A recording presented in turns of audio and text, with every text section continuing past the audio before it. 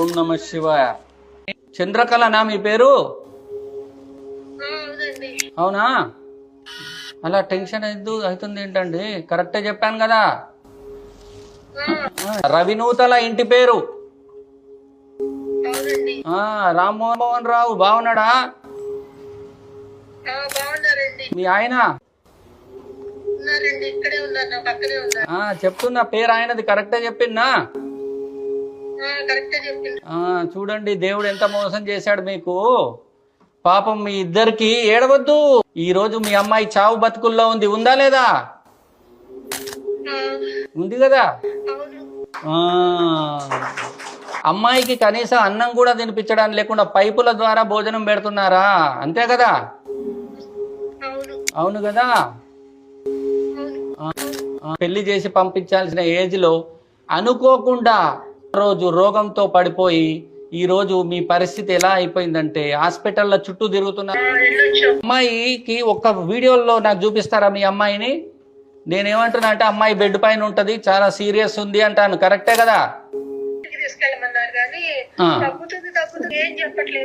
ఏం చెప్పరు వాళ్ళు. అది ప్రాబ్లం ఏంటో నేను చెప్తాను కానీ మీరు నేనేమంటున్నాను, మీ అమ్మాయికి ఒకసారి ఇప్పుడు అనారోగ్యంతో ఉంది. మీ అమ్మాయి హాస్పిటల్లో జాయిన్ అయింది. నిన్న మొన్న ఫిట్స్ కూడా వచ్చిందా? ఒక్క నిమిషం, ఒక్కసారి ఆ అమ్మాయి ఫేస్ చూపిస్తారా నాకు? ఆ అమ్మాయి జీవితం ఏముందో చెప్తాను. వీడియోలో వెళ్ళండి, అమ్మాయి దగ్గరికి. అలా ఆయాసపడొద్దు, కొంచెం మంచినీళ్ళు తాగండి, ఆయాసపడొద్దు. వీడియోలో వెళ్ళి అమ్మాయి ఫేస్ చూపించండి నాకు. ఫేసు మీ పేరు ఆల్రెడీ చెప్పేసాను. అదిగో ఒక్కసారి కొంచెం నాకు తలకాయ కనబడాలి. ఒక్క నిమిషం, మొత్తం అట్లా చేయకండి, నాకు కరెక్ట్గానే చూపించండి. ఫోర్ హెడ్ కనబడాలి, అట్లాగే పెట్టండి. ఈ అమ్మాయి పేరు గీతాంజలి కదా.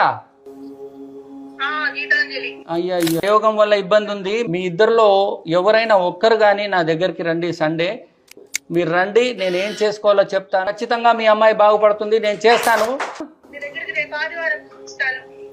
నమ శివాయ. God bless you.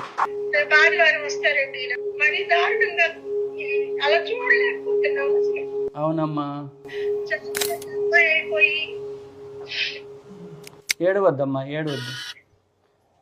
ఏడవద్దమ్మా. అమ్మా